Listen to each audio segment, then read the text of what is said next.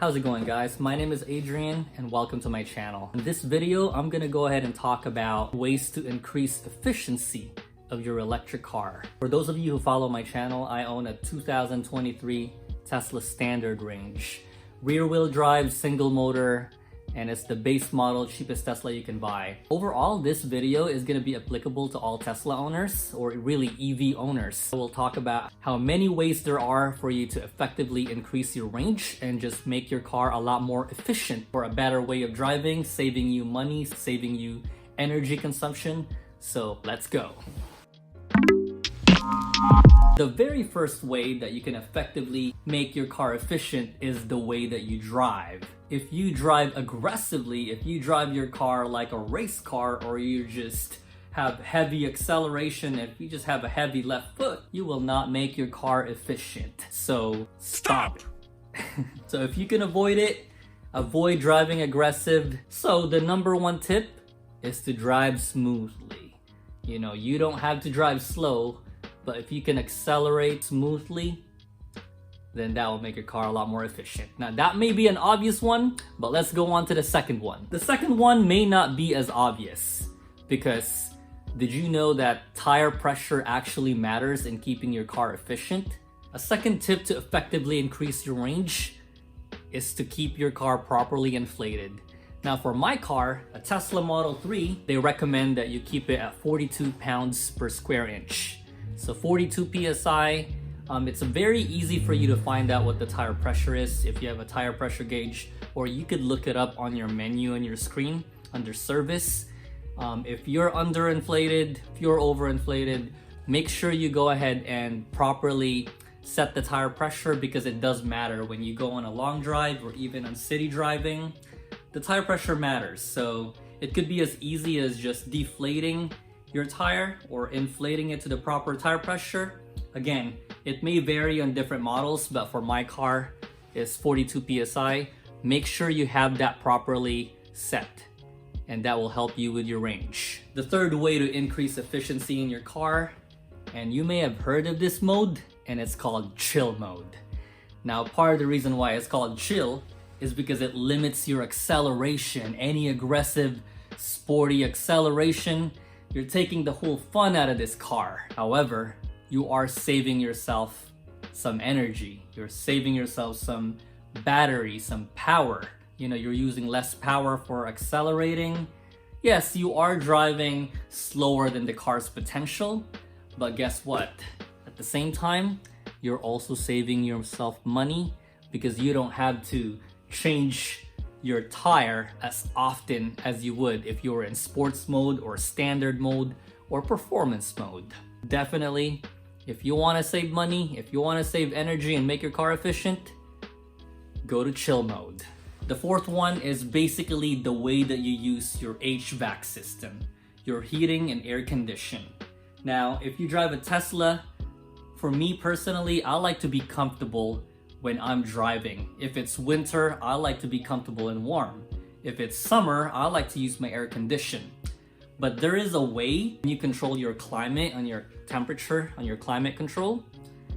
One best way I could advise is that try using automatic. Set the temperature to your desired temperature, but try to put it in auto, because let the car figure out the most efficient way of setting the temperature. Don't use the manual fan and you're setting the temperature and you're actually manually controlling the fan speed and all that. Just let the car and put it in automatic, because when you do that, you're letting the car set its most efficient way to consume less energy, providing you a more efficient car. So that's definitely one thing. So during the colder months, you could try turning on your heated seats and not increase your temperature as much, your cabin temperature, because that will save you some battery, some consumption. Another way for you to increase efficiency in your car is simply using autopilot. So when you're driving long distance or on the highway for a good amount of miles, if you maintain your speed and you're not fluctuating between 50 to 60, if you just basically find a way to maintain your speed, and the best way of doing that really is just to put it in autopilot on cruise control, because if you do, you're limiting the fluctuation of energy of how much power it's being sent to the wheels. And when you do that, you're saving yourself some money, you're saving yourself some energy, and you're making your car a lot more efficient. If you can, use autopilot. If not, then just try to maintain your speed, as steady as possible. Research does find it that if you're driving on the highway or freeway, somewhere between 60 and 65 miles per hour is basically the most efficient speed, where your car is at its peak of efficiency. But of course, if depending on the speed of the traffic, you don't want to be driving 60 miles if everybody else is driving 70 miles an hour. You don't want to be that hazard on the road. You want to follow the law. You don't want to go over the speed limit so high that you'll get pulled over.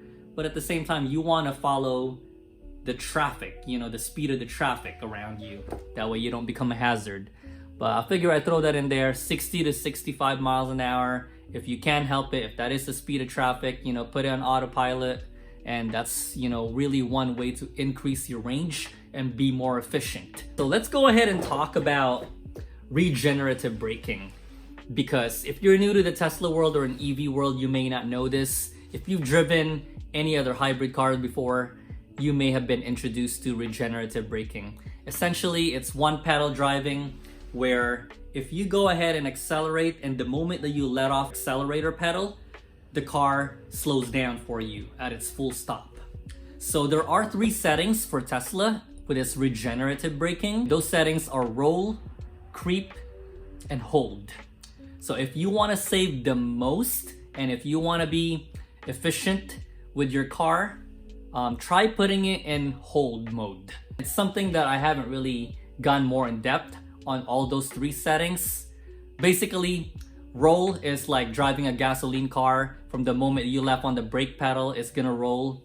And then you have creep, and then you have hold. You wanna be more efficient and save power and battery, put it in hold mode for regenerative braking. Part of being efficient in a car is aerodynamics.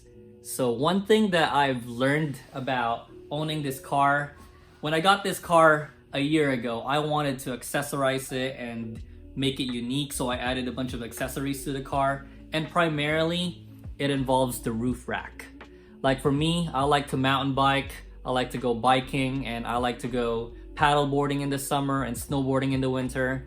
And that's the reason why I have this roof rack right here, because just a couple months ago I went ahead and went snowboarding, and I used this to put my snowboard and skis. And summertime or springtime, I like to put my road bikes up here as well, with the bike rack and stuff. I know that I'm basically ruining the aerodynamic of the car because of this roof rack. So in a way, I'm using it for easiness to hold up all those gears. But at the same time, this roof rack is costing me of my efficiency. It's making my car less aerodynamic. I know it negatively impacts the aerodynamic of the car, making it less efficient. So if you can, try to really only use it.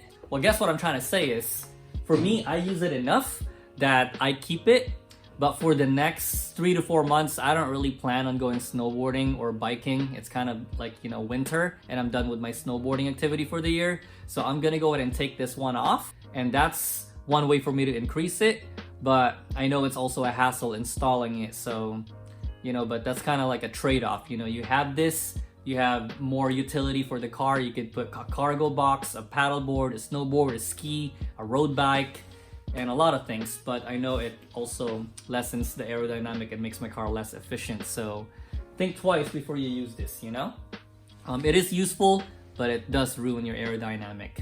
And another thing that also affects your car's efficiency is the aero wheel cover. Like when I first bought this car, it came with a standard aero wheels.